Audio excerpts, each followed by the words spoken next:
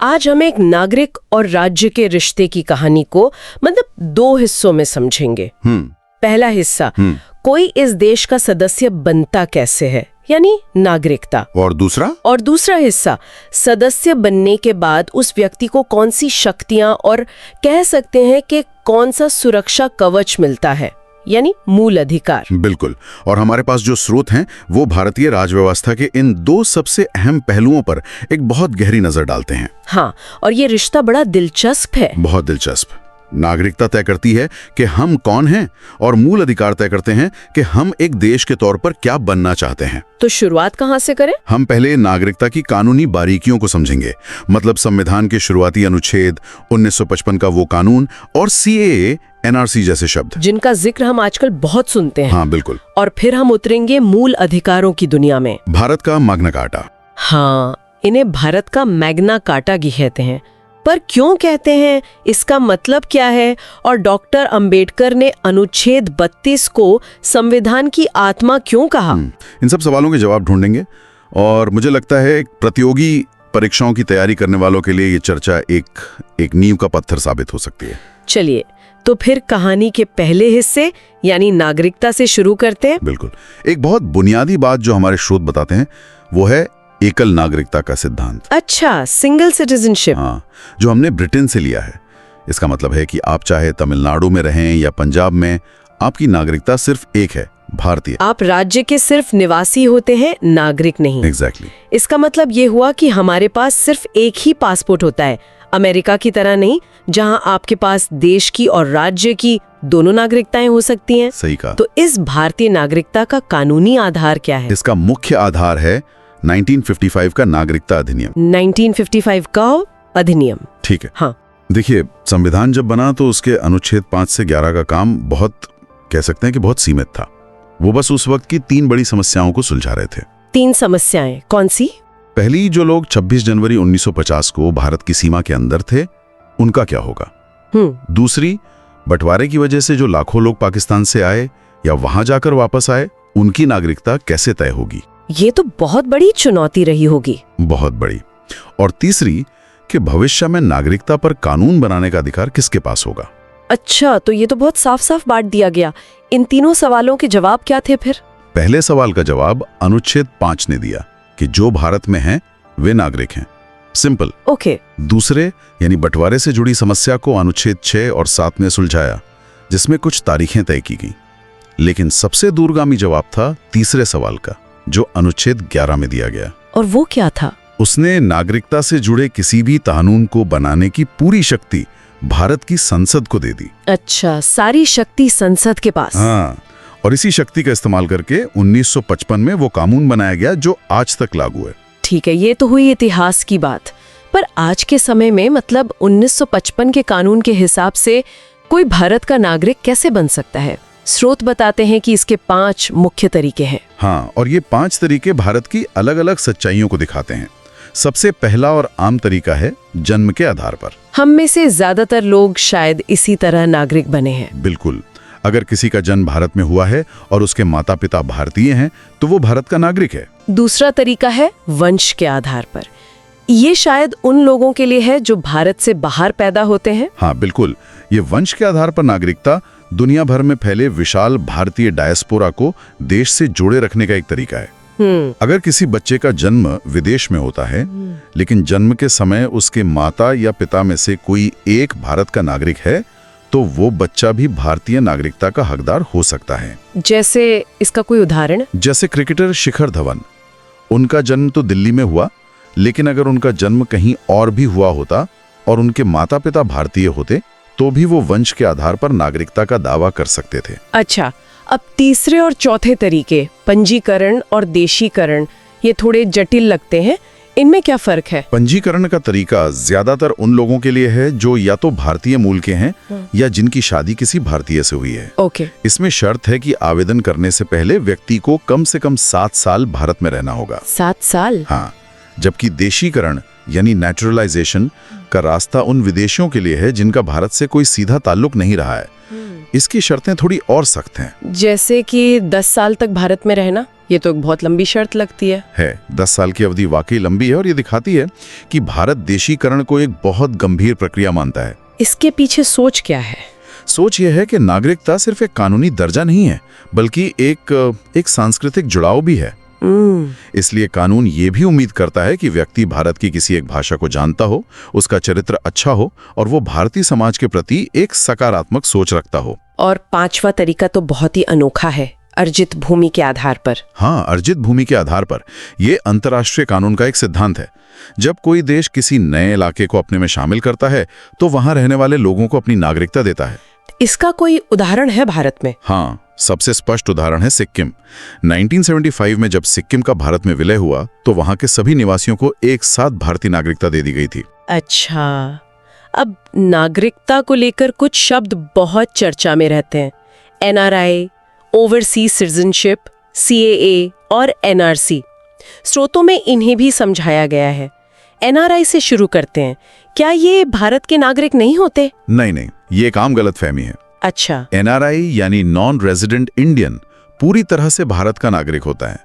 उसके पास भारतीय पासपोर्ट होता है, वो भारत में वोट भी डाल सकता है। तो फिर फर्क क्या है? फर्क सिर्फ इतना है कि वो पढ़ाई या नौकरी के सिलसिले में साल में 6 महीने से ज्यादा विदेश में रहता है। ठीक है, तो फिर ओवरसीज सिटीजनशिप क्या है?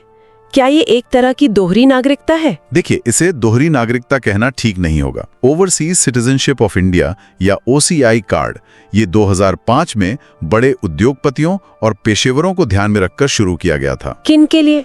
उनके लिए जिन्होंने व्यापार या अन्य कारणों से विदेशी नागरिकता ले ली थी, क्योंकि भारत दोहरी नागरिकता की इजाजत नहीं देता। तो इस OCI कार्ड से उन्हें क्या सुविधा मिलती है? इससे उन्हें बिना वीजा के भारत आने जाने या काम करने और संपत्ति खरीदने की सुविधा मिलती है, लेकिन वो भारत में चुनाव नहीं लड़ सकते और न ही वोट डाल सकते। ये बस भारत से उनके जुड़ाव को बनाए रखने का एक तरीका है। अब आते हैं उन 2 शब्दों पर जिन पर हाल में काफी बहस हुई, CAA और NRC। पहले CAA की बात करते हैं। ये क्या है और 1955 के कानून को कैसे बदलता है? CAA यानी नागरिकता संशोधन अधिनियम 2019। ये 1955 के कानून में एक संशोधन है। स्रोत के मुताबिक ये कानून 3 पड़ोसी देशों पाकिस्तान, अफगानिस्तान और बांग्लादेश से धार्मिक प्रताड़ना के कारण भारत आए 6 अल्पसंख्यक समुदायों को नागरिकता देने की प्रक्रिया को आसान बनाता है। कौन से 6 समुदाय? हिंदू, सिख, बौद्ध, जैन, पारसी और ईसाई। इसके लिए कट ऑफ तारीख 31 दिसंबर 2014 तय की गई है। तो इसमें प्रक्रिया आसान कैसे होती है? इस कानून ने इन लोगों के लिए देशीकरण द्वारा नागरिकता पाने की शर्त को 11 साल से घटाकर 5 साल कर दिया है। अच्छा। और NRC, उसका उद्देश्य क्या था? सुप्रीम कोर्ट के निर्देश पर लागू की गई एक प्रक्रिया थी। अच्छा, तो ये सिर्फ असम के लिए थी? हाँ, मुख्य रूप से इसका उद्देश्य ये पता लगाना था कि कौन से लोग वास्तविक भारतीय नागरिक हैं और कौन नहीं। इसके लिए कट ऑफ तारीख 24 मार्च 1971 रखी गई थी। जो लोग ये साबित कर पाएं कि वे या उनके पूर्वज इस तारीख से पहले भारत के निवासी थे, उन्हें रजिस्टर में शामिल किया गया। तो ये तो हुई पहचान की बात कि कौन भारतीय है, लेकिन भारतीय होने का मतलब सिर्फ एक पहचान पत्र होना तो नहीं है। बिल्कुल नहीं। इसका असली मतलब उन अधिकारों से है जो हमें एक व्यक्ति के तौर पर राज्य से भी ऊंचा दर्जा देते हैं। और यहीं से कहानी शुरू होती है मूल अधिकारों की। बहुत सुंदर तरीके से जोड़ा आपने। जी हाँ, संविधान का भाग 3 यानी मूल अधिकार, भारत का मैग्ना कार्टा। बिल्कुल, क्योंकि जैसे 800 साल पहले इंग्लैंड में मैग्ना कार्टा ने पहली बार राजा की शक्तियों पर लगाम लगाई थी और आम लोगों को कुछ अधिकार दिए थे। हाँ, वैसे ही हमारे मूल अधिकार सरकार की शक्तियों पर लगाम लगाते हैं और हर नागरिक को एक सम्मानजनक जीवन का आश्वासन देते हैं। इन्हें नैसर्गिक अधिकार भी कहते हैं, क्योंकि ये जन्म से ही मिल जाते हैं। इनकी सबसे बड़ी खासियत क्या है? इनकी सबसे बड़ी ताकत ये है कि ये सिर्फ कहने के लिए नहीं है, बल्कि ये जस्टिशिएबल हैं। मतलब न्याय योग्य। हाँ, अगर सरकार आपके किसी मूल अधिकार का हनन करती है तो आप सीधे सुप्रीम कोर्ट या हाई कोर्ट का दरवाजा खटखटा सकते हैं। ये एक बहुत बड़ी शक्ति है जो आम नागरिक को दी गई है। चलिए कुछ मुख्य अधिकारों को देखते हैं। सबसे पहले आता है समानता का अधिकार। इसका असल में क्या मतलब है? समानता का अधिकार मतलब अनुच्छेद 14 से 18। इसका मतलब सिर्फ ये नहीं है कि सब एक जैसे हैं, इसका मतलब बहुत गहरा है। जैसे अनुच्छेद 14 कहता है, कानून के सामने सब बराबर हैं, यानी कानून की नजर में देश के प्रधानमंत्री और एक आम नागरिक में कोई फर्क नहीं है।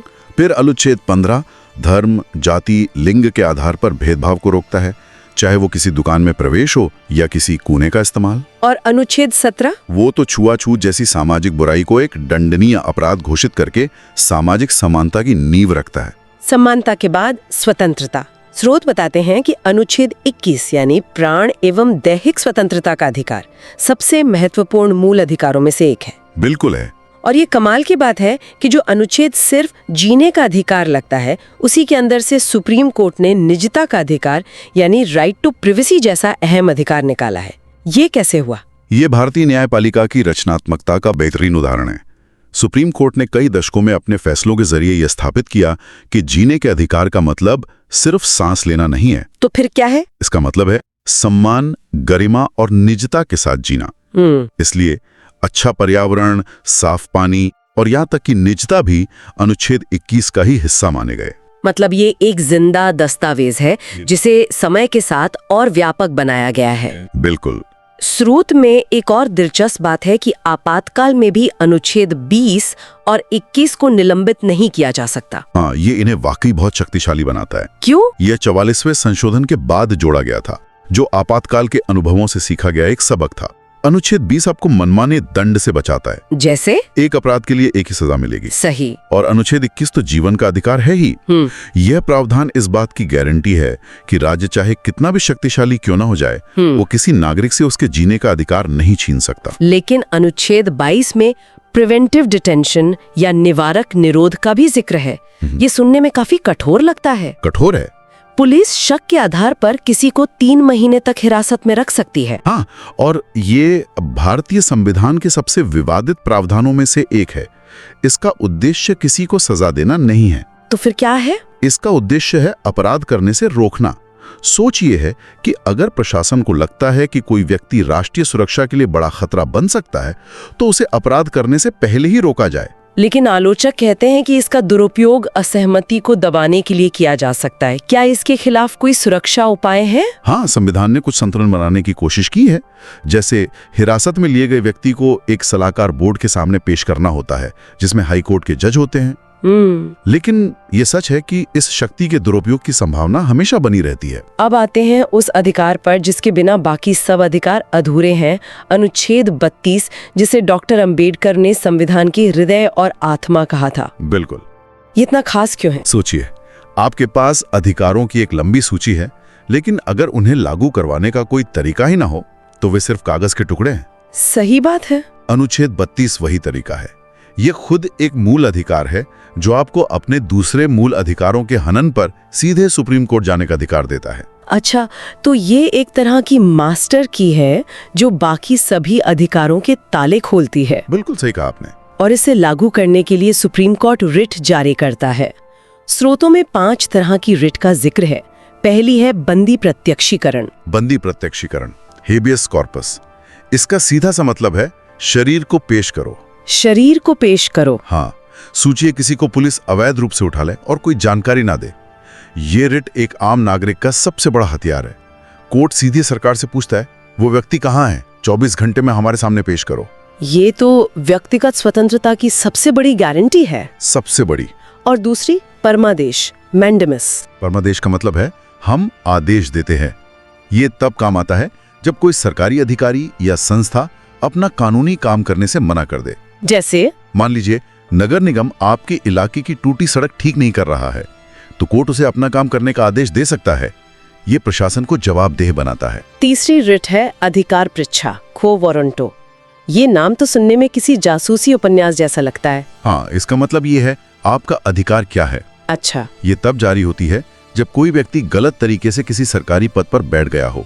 कोर्ट उसे पूछ सकता है कि आप किस हक से इस कुर्सी पर बैठे हैं। और आखिरी 2 रिट अदालतों के लिए हैं, प्रतिषेध और उत्प्रेषण। इनमें क्या फर्क है? दोनों ही ऊपरी अदालतें निचली अदालतों को जारी करती हैं। फर्क बस समय का है। समय का? हाँ, प्रतिषेध का मतलब है रोकना। ये तब जारी होती है जब निचली अदालत अपने अधिकार क्षेत्र से बाहर जाकर किसी केस की सुनवाई कर रही हो। ऊपरी अदालत उसे वहीं रोक देती है। ओके। जबकि उत्प्रेषण तब जारी होती है जब निचली अदालत अपने अधिकार क्षेत्र से बाहर जाके फैसला सुना चुकी हो। इस रिट से उस गलत फैसले को रद्द कर दिया जाता है। मतलब एक रोकथाम के लिए है, दूसरी इलाज के लिए। क्या बात है, बिल्कुल सही समझा आपने। तो आज हमने नागरिक और राज्य के रिश्ते की पूरी कहानी समझी। नागरिकता से यह तय होता है कि इस कहानी का पात्र कौन है, और मूल अधिकार उस पात्र को दी गई शक्तियों की गारंटी देते हैं, जिसे अनुच्छेद 32 की आत्मा जिंदा रखती है। बिल्कुल। एकल नागरिकता का सिद्धांत, नागरिकता पाने के 5 रास्ते और मूल अधिकारों की ये पूरी दुनिया, खासकर समानता, स्वतंत्रता और संवैधानिक उपचारों का अधिकार, ये भारतीय लोकतंत्र की बुनियाद है। इन्हें समझना सिर्फ परीक्षा के लिए नहीं, बल्कि एक जागरूक नागरिक बनने के लिए भी जरूरी है। बहुत जरूरी है। जाते जाते श्रोताओं के लिए एक विचार छोड़ जाते हैं। हमारे स्रोत बताते हैं कि संपत्ति का अधिकार भी कभी एक मूल अधिकार हुआ करता था। लेकिन 1978 में 44वें संशोधन के जरिए इसे मूल अधिकारों की सूची से हटाकर एक सामान्य कानूनी अधिकार बना दिया गया। अब ये अनुच्छेद 300 कम है ना? बिल्कुल। और ये बदलाव एक गहरा सवाल छोड़ जाता है। किसी अधिकार को मौलिक से कानूनी बनाने का एक आम नागरिक और राज्य के बीच शक्ति संतुलन पर क्या असर पड़ता है, खासकर जब बात विकास और भूमि अधिग्रहण जैसे बड़े मुद्दों की हो।